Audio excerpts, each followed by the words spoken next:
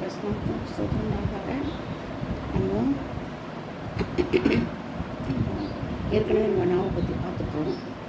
இருந்தாலும் கொஞ்சம் என்னுடைய என்ன சொல்கிறது என்னுடைய எக்ஸ்பீரியன்ஸ் பார்க்கணும். நாவுனால என்ன நன்மை என்ன தீமைன்னு பார்ப்போம். நாம் வாயை திறந்தாலே நல்லதாக தரணும். வாயை திறந்தாலே நல்ல வார்த்தைகள் வரணும் வெளியே. நீ நல்லா இருப்ப, நீ ஆசீர்வாதமாக இருப்ப, கர்த்தர் ஆசீர்வதிப்பார், நீ மீதி ஆயுசாக இருப்ப அப்படின்னு சொல்லிட்டு மகிமைப்படுத்து, துதி, கர்த்தரை துதி, எப்போதும் சந்தோஷமாக இருக்கு. நம்ம வந்து நல்ல வார்த்தைகள் நம்ம பேசணும். வாயினால நம்ம என்ன செய்யணும், அறிக்கையிடணும். ஏன்னா நம்ம வாயினால் அறிக்கைறது தான் நாவு கவனிக்கும். நாவு வந்து பொல்லாததாக இருக்கிறதுனால அது அடக்கணும்னா நல்ல வார்த்தைகள் தான் நம்ம அடக்க முடியும். நான் தீய வார்த்தைகளை பேசக்கூடாது, தீய வார்த்தைகளை கேட்கக்கூடாது, தீய வார்த்தைகளை நம்ம அபியாசப்படுத்தக்கூடாது. இப்போ சிலர் வந்து எடுத்த உடனே செவிப்பாங்க. அந்த நாக்கு விஷம் கொடுக்கு மாதிரி, அந்த விஷம் பாய்ந்தது பயங்கரமாக கொடுக்கு மாதிரி இருக்கும். கொட்டு கொட்டு கொட்டும், நம்மள தேல் கொட்டுற மாதிரி ஒரு காட்டையே ஈர்க்கும் அந்த நாவு. அப்படியேப்பட்ட நாவெல்லாம் இருக்குது, விஷம் மாதிரி இருக்குது. நம்ம செத்து போயிடும் மனுஷன். கத்தி எடுத்து குத்துனாதான் இப்போ சாவணும் கிடையாது. அவன் ஒரு வார்த்தை பேசினானே நம்ம அப்படியே செத்தே போயிடணும். அந்த அளவுக்கு நாவு இருக்கும், பயங்கரமான நாவன்றதுக்கு நான் பார்த்துருக்குறேன். அதனால் அது மட்டும் இல்லை, ஒரு சிலர் சொல்லி வாயத்தை மூடத்துக்குள்ளே அது நடந்து முடிஞ்சிடும். அப்படியேப்பட்ட சொல்லுவாங்க சிலர் ஊத்த வாயின்னு சொல்லுவாங்க. சிலர் சொல்லுவாங்க, அதிகம் கிராமங்களில் தான் சொல்லுவாங்க, ஊத்த வாயை ஐயோ வாய் தந்தால் தான் விட மாட்டேன் அப்படின்னு சொல்லுவாங்க. ஏன் சொல்லுங்கள், அது வந்து சபிக்கிற நாவு. எப்போதும் சபிக்கணும், குற்றம் சொல்லிட்டு இருக்கும், இருக்கக்கூடாது. நாவு எப்போதும் நன்மை செய்கிற நாவாக இருக்கணும். வாய் எப்போதும் நல்லதே பேசணும், நல்லதே செய்யணும். ஆசீர்வாதமாக நாவு நமக்கு தேவை, சரிங்களா? ஆசீர்வாதமாக தான் பேசணும். அதுதான் ஆண்டவர் விரும்புகிறார். வாயிலிருந்து கெட்ட வார்த்தை வர்றதுன்றார். கெட்ட வார்த்தை எல்லாமே கெட்ட வார்த்தை தான். தேவனுக்கு பெரிய நல்ல காரியங்கள் எதுவாக இருந்தாலும் அது கெட்ட வார்த்தை தான். அது நம்ம என்ன செய்யணும், நம்ம வாய்க்கு என்ன செய்யணும், கடிவாளம் போடணும். குதிரைக்கு கடிவாளம் போட்ட மாதிரி நமக்கு அந்த வாய்க்கு கடிவாளம் போடணும். அப்போ தான் நம்ம சரி வரும், சரிங்களா? அதனால் எப்போதும் நம்ம நாவை பாதுகாத்து போகணும். ஒரு காட்டையே குளிச்சிடணும் கடகடன்னு. நான் விசேஷம் தெரியுங்களா, நாவுக்கு ஒருத்தர் ஒரு தப்பு செய்வாங்க, சில செய்யாமல் இருப்பாங்க. தப்பு செய்யவே இல்லைன்னு வச்சுக்கோங்களேன். இது வந்து நாவு தான் சொல்லுவோம். ஒருத்தி வந்து நிப்பா குழாண்ட, ஏன் உங்களுக்கு தெரியும் விஷயம், அது வந்து போச்சு. அப்படியா, அதுதான் டாக்டர் சொல்லாத, நான் சொன்னேன்னு சொல்லிட்டு போகணும். அடுத்த செகண்ட் பார்த்தீங்கன்னா அந்த ஊரே பரவிடும். கடக நாட்டு சொல்லாது, யார்கிட்ட சொல்லாது, யார்கிட்ட ஊரே தெரிஞ்சிடும். இதுதான் நம்மளுடைய நாவு பண்ணுற வேலை. பயங்கரமாக அங்கே ஒன்றுமே இருக்காது. ஊதி ஊதி ஊதி ஊதி பெருசாகிடுச்சு, பெரிய காட்டையே கொடுத்துடும். ஆனால் ஒன்றுமே நடந்திருக்காது. அங்கே எந்த இதை பாதிப்பு வந்துருக்காது, எதுவுமே நூன்றத்து கூட அங்கே ஒன்றும் இருக்காது.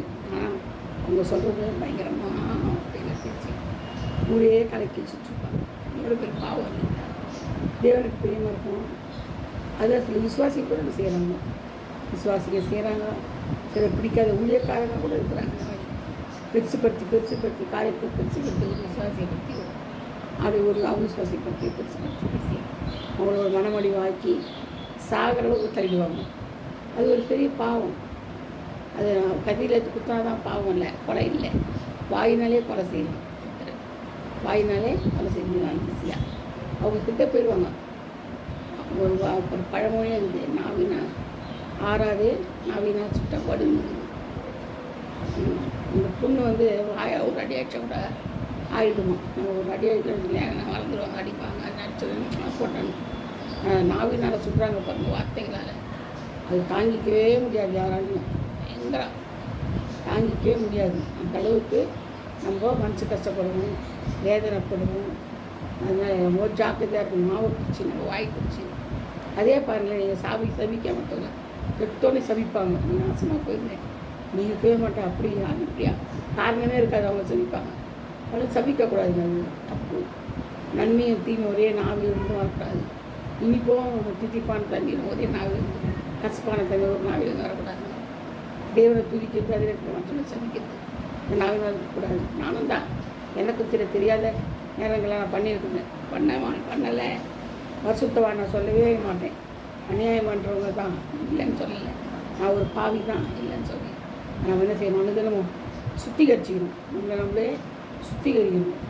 ஆவியான இடத்துல நம்ம மன்னிப்பு கேட்டு தேவனை மனமடி பண்ணிட்டப்பா, கர்த்தருக்கு விரோதமாக நடந்தேன், முக்கு விரோதமாக நடந்தேன், என்ன செய்யணும் என்னை மன்னிக்கணுன்ட்டு கர்த்தர்கிட்ட மன்னிப்பு கேட்கணும். திரும்பிடணும். உடனே அன்னன்னைக்கு என்ன செய்யணும், கழுவணும், சுத்திகரிக்கணும். நம்மளே சுத்திகரிச்சாதான் நமக்கு உண்டு. இல்லைன்னா நம்மளுக்கு நரகம் தான். ஆண்டவராக ஜட்ஜ்மெண்ட் கொடுத்தாரு தாங்க மாட்டோம்.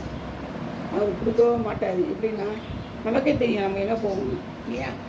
நம்ம சேர்த்து நமக்கு தெரியாதா, மற்றவங்க சொல்லி தான் தெரியணுமா? இல்லை, நம்மளுக்கே தெரியும். அப்போ என்ன பண்ணணும்போ நம்மளே கர்த்தருக்குள்ளே சுத்திகரிக்கணும். சுத்திகரித்து புறமிட்டு நம்மளே ஆண்டுகிட்ட மன்னிப்பு கேட்டு பல்லவராஜ்யத்துக்கு உரியவர்களாக மாறணும். நான் என்ன செய்யணும், நலமானது கூட பேசக்கூடாதுன்னு சொல்கிறேன். நலமானது கூட பேசக்கூடாது. ஏன்னா ஆவின் வீண் பேச்சுனால என்ன செய்யும், பயங்கரமான வார்த்தைகள்லாம் வெளியே வரும், சண்டை பிறக்கணும். நான் என்ன சில வீணான வார்த்தை பேசக்கூடாது. சில வீணத்தை அனுப்பிட்டே இருப்பாங்க. வாயே மூட மாட்டாங்க. அது வீட்டில் ஒழுக்கல் வீட்டில் இருக்கிற மாதிரி இருக்கும். நம்மளுக்கு இந்த கலக்காப்பானில் கை விட்டா சொல்லுவாங்களே எல்லாரும் பழம், அது மாதிரி கை விட்ட மாதிரி இருக்கும். தொடர்ந்து அந்த மாதிரி நம்மளுக்கு எப்படி இதுமாக இருக்குது, எச்சலாக இருக்கும். நம்மளுக்கு நல்ல மாதிரி நீங்கள் பேசி பாருங்களேன், நல்லதாக பேசி பாருங்கள். எப்படி இருக்கிறாங்க, நல்லா இருக்கிறாங்க, கத்திர ஆசிரியர் பாருங்க, நீ கத்திரக்காக வாழி, நீ ஆத்மாக்கள் ஆதாயப்படுத்து. உனக்காக ஆண்டவர் எவ்வளோ தரந்து எவ்வளோ நன்மை செய்து உண்டாக மறித்து உனக்காக தான் மறித்து பல்லவத்து போனார். நீ வியாதியெல்லாம் சுகப்படுத்தினாரு. நீ அவருக்காக என்ன செய்கிற? நீ கத்தருக்காக வாழணும், கத்தருக்காக பிழைக்கணும், கத்தருக்காக எல்லா காரியங்களையும் செய்யணும். கருமாகக்கூடாது, கீழ்ப்படியணும், தேவனுக்கு கீழ்ப்படி நடக்கணும், கற்பனைகளை கட்ட கீழ்ப்படியணும். இப்படிலாம் நீங்கள் சொல்லி பாருங்களேன், சாட்சியாக சொல்லி பாருங்கள். தேவனுக்கு சாட்சியாக நீங்கள் சொல்லி பாருங்கள். ஆண்டவர் எவ்வளோ மகிழ்வார். இதான் எவ்வளோ கனம் பண்ணுவார். பண்ண வீட்டில் நம்மளை எவ்வளோ கனம் பண்ணுவாங்க. தூதர்களை காட்டணுமா நம்மளை செட்டு செய்யறாக்குது. நல்லதான வேணும்பா அவங்களுக்கு நிகராக இருக்கும். 340 நம்ம சாப்பிட கொடுத்தாரு. எவ்வளோ பெரிய தேவன் நம்மளுக்கு எவ்வளோ செஞ்சுருக்காரு. நம்ம அவருக்காக என்ன செய்யணும், ஆத்மா ஆதாயப்படுத்துகிறோமா? அது இல்லவே இல்லை. ஒரு நாளெல்லாம் அந்த கழுவி கதைகள் பேசுவாங்க பாருங்கள். ஒரு மேக்கப் போட்டுருவாங்க, சொல்லுது மேக்கப் போட்டுக்கணும் சொல்லிக்கிட்டு பேண்ட்டை ஷர்ட்டையும் போட்டுக்கிட்டு அது வேகத்தில் இருக்குது. பேண்ட் ஷர்ட் போடாது, அந்த வேகத்தில் இருக்குது. ஆண்கள் ட்ரெஸ் பெண்கள் ட்ரெஸ் ஆண்கள் அணியக்கூடாது இருக்குது. ஆனால் எங்கள் என்ன செய்கிறாங்க, இப்போல்லாம் மாடல் ஃபேஷன் இருந்துச்சுன்னு பேண்ட்டு போடுறது தான், ஜிப்பா போடுறது தான், லேடிஸு ஷர்ட்டு போடுறது தான், டிஷர்ட் தான். இப்போ வீட்டுலேயும் டிஷர்ட் தான், வெளியே போனாலும் டிஷர்ட் தான், ஜபத்துக்கு வந்தாலும் டிஷர்ட் தான். இந்த மாதிரி டிஷர்ட்டை போட்டு அழுந்தா ஆண்டவருக்கு எப்படி பிரியமாக இருக்கும். அப்படின்னா ஜபம் பண்ணால் எப்படி ஆண்டவர் கேட்பாரு? கற்பனையை நீ கீழ்ப்படலையே, ஆண்டவர் சொன்னதுக்கு நீ கேட்கலையே. ஆணுடைய பெண்ணுடைய ஆணை தரித்தலாகாதுன்னு சொன்னார். நீ அதையே கேட்கலையே, அதையே கேட்காது போது அப்புறம் உன்னோட ஜபம் எப்படி ஆண்டுகிட்ட கேட்கப்படும்? ஆண்டு ஜபத்தை கேட்க மாட்டாரு, எப்படி கேட்பாரு? எப்படி கேட்பாருன்னு சொல்கிறேன் நான். ஒரு வசனமாவது கீழ்ப்படிங்களா? பெரியவர்களுக்கு பெற்றோருக்கு கீழ்ப்படிங்கிறது, கெட்டவர்களுக்கு கீழ்ப்படிங்களா? பிள்ளைகளுக்கு கீழ்ப்படி தான். எழுத்து பேசுது, வாய்ப்பு அந்த மாதிரி பெற்றோர்களை பேசுது. அது சாபம் இல்லையா? முதியோர்களை நீங்கள் கனம் பண்ணுறீங்களா? இல்லையே. மாமன்களை கனம் பண்ணுறீங்களா? அப்பா அம்மாவை கனம் பண்ணுறீங்களா? இல்லையே. எழுத்து பேசுங்க. அது அந்த காலத்தில் நடந்தது. நீங்கள் வந்தீங்க. இந்த காலம், அந்த காலத்தில் 100 ரூபாய் சம்பாதிச்சோம், 100 ரூபாய் சாப்பிட்டோம். இந்த காலத்தில் 40,000 50,000 1 லட்ச ரூபாய் சம்பளம். அதுலேயே குப்பை கொட்ட முடியல. நீங்கள் அதிலே வாழ முடியல. ஊர்பட்ட கடனையே அந்த கடன், இந்த கடனை, கிரெடிட் கார்டு, அந்த கடன் வாங்கி வீட்டுக்குள்ளே பணம் பேராசை பிடிச்சி போய் இச்சையில் ஊதி கிடக்குறீங்க. எவ்வளோ சம்பளம் கொடுத்தாலும் உங்களுக்கு பத்தாது. ஆனால் அந்த காலத்தில் 100 ரூபாயே வச்சு குடும்பம் நடத்துறீங்க. அதே என்னது அவங்க தான் சொல்லுவாங்க. அப்பா அவனை கேட்டேன், அந்த காலத்தில் சம்பளம் அப்படி தான், அதுக்கேற்ற விலைவாசி அதிகம், சம்பளம் அதிகம். அதனால் என்ன, அதுலேயே வாயில யாரும் தாம்பீகமாக பெருமையினாலும் மேட்டுமைக்கான வாழ்றது. நீ வாங்கினா நான் வாங்குவேன், நான் வாங்கினா நீ வாங்குறியா? இன்னும் ஒரு வீட்டை கட்டினா ஒரு வீட்டு கட்டுறேன், நீ ஒரு இது வாங்குற பொருள் வாங்கினா ஒரு பொருள் வாங்குறேன். அப்படிதான் நடக்குது. இப்போ அப்படிதான் நடக்குது. இப்போ நடக்கிறதே அதுதான். நீ ஒன்று நான் ஒன்று, நான் ஒன்று நீ ஒன்று. திருத்து பேசுறது எப்படி ஆசீர்வாதம் இருக்கும்? எப்படி தேவன் பிரியப்படுவார் உங்கள் மேலே, என் மேலே எப்படி பிரியப்படுவார்?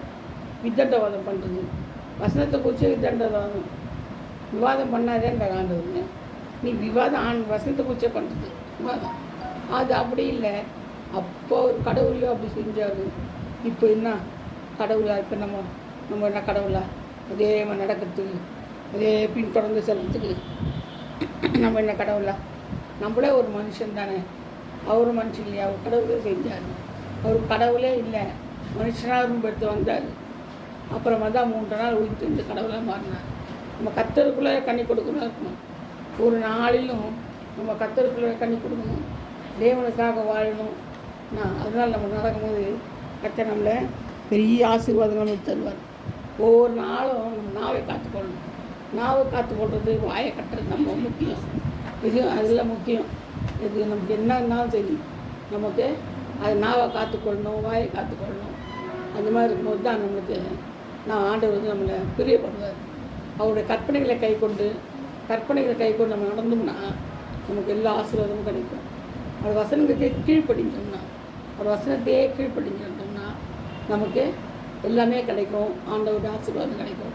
நல்ல வார்த்தைகளே பேசணும், கெட்ட வார்த்தை ஒன்று பேசக்கூடாது, சவிக்கக்கூடாது. நான் வாயை காத்துக்கொள்ளணும், வாய்க்கு பூட்டு போடணும். இதான் ரொம்ப முக்கியமானது. நலமானதை பேசாமல் இருக்கணும்.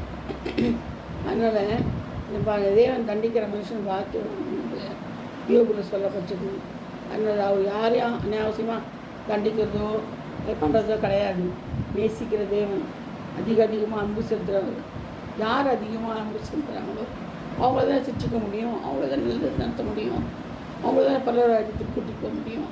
அப்போ கட்டாயம் சிச்சை சகிக்கிறோம். பாக்கியவான். ரொம்ப நல்ல காரியங்கள். ஆண்டவர் சிச்சை கொடுத்தா தான் நம்ம பல்லவராஜ்யம் கிடைக்கும். புத்தகத்தின் கோயில் நம்ம தெரிந்து கொண்டார். அதால் தான் பரலோகம் கிடைக்கும் ஷோராக.